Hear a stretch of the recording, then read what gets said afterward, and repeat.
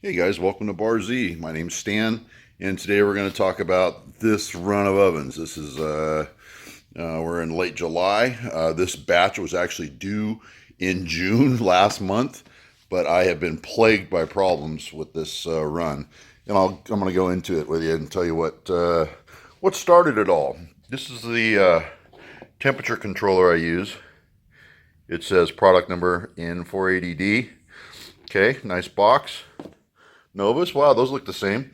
This is just an example of what came in an entire case. But if you look closely, that says product NT240. Okay? And these all came in, it was one large case of 480Ds. Within that case, there was two 480Ds, and the rest were this N240, which turns out those are not even a temperature controller. They're like a timer or something. But you know what? The box looks the same and the dimensions are the same. So it must be the same. Anyways, N480Ds on back order as of this shooting. I still got the balance coming in for these of the correct ones. And they're telling me 8 to 10 days before I get controllers. But I'm going as far as I can go. There's some duplexes in there. You can't tell because they're just stacked up. Duplexes and 360s, and in the back there's some 1200s. And this is new to this batch. I'm going to show you what this stuff is. This is a colloidal silica rigidizer.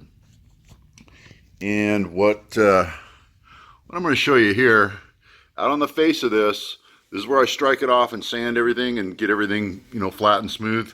If you remember, I install my board. I get it down inside and all compressed, and then I strike off the front with just a sanding block, just kind of a drywall sanding block.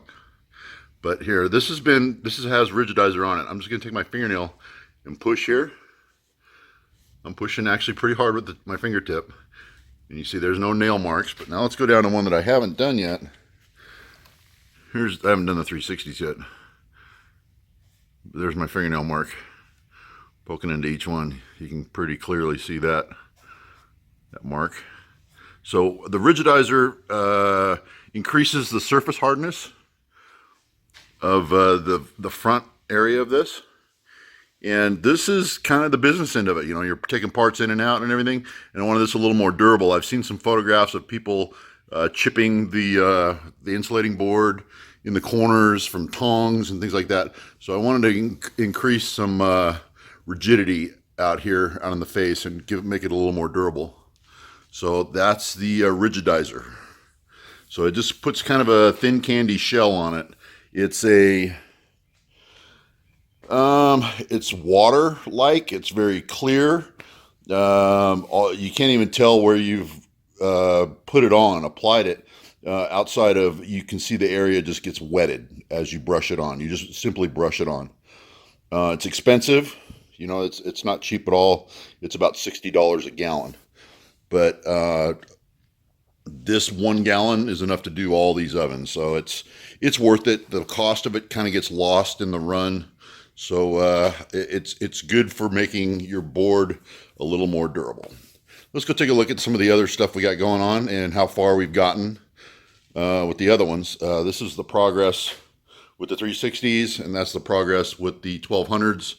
And I've got some 1200s that I already had a few of these controllers, so I was able to, kind of sneak them through. There's some alarms already pre-wired, ready to go in. There's a 1200. All it's missing is the controller. You see there, all it's waiting on is a controller. Well, let's talk about the top loader a little bit. You can see I did some element layout in there, and I've got a pretty unique element arrangement. I am surrounding the parts 360 degrees all the way around. And what I've done, the refractory is a different cut for this. This has got the high density floor, so that's the high density down there on the bottom, so you'll be able to set stuff down on there and not worry about crushing the board or damaging the board. You can and if you need to elevate your parts, you can put it up on some furniture and raise your parts up a little bit. But that's the element arrangement. for this unit. I'm going to kind of go around with you 360 degrees and let you see how it laid out. All right.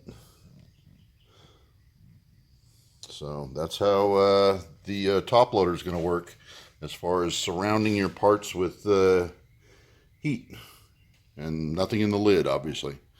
All right.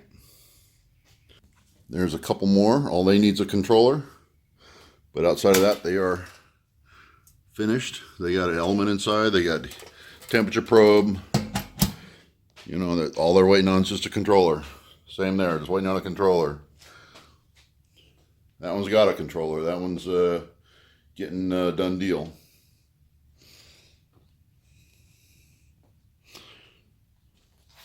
I found that making my wire accessories and things makes it go so much quicker if I just sit down, bite the bullet, and make a bunch of these and a bunch of these and a bunch of these. These are the signal wires for the SSR. These are the this is the power wiring for the SSR.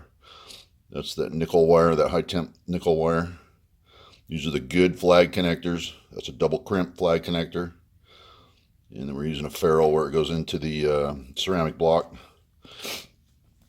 And here's the difference between those ferrules, or those flag connectors.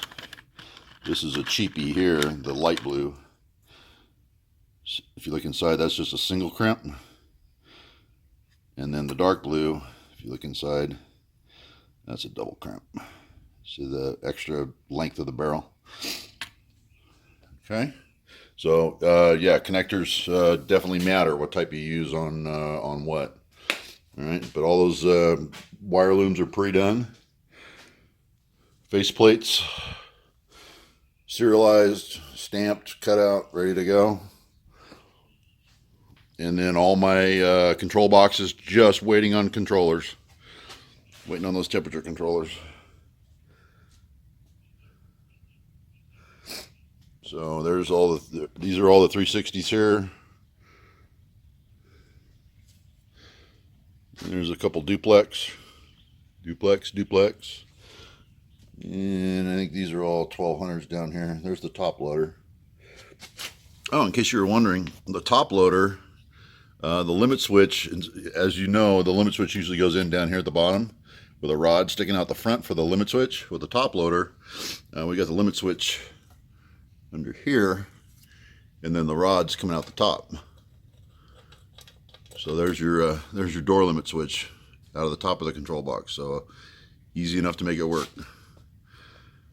There's another 1200 back there waiting on a controller. I got ovens scattered all over the shop, and it's I tell you, the serial numbers are a godsend. That way I can keep track of them, what oven's getting what, and who it's going to, and all that.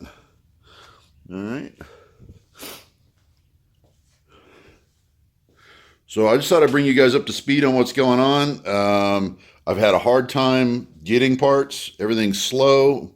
The back orders have been slow. There's a few coils that have been wound and ready to go in.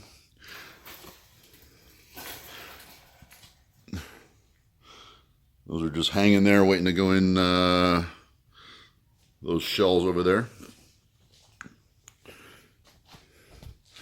Okay, guys. Yeah, I just thought I'd bring you up to speed. There's been a lot going on here. I've been plagued with problems on this run. If, you know, this has been a bad month for Hotshots, you know. It's actually been a bad year just all around, but I think everyone can agree on that. All right. Stay safe out there and avoid the train wreck that is 2020. All right, guys. Thanks for watching.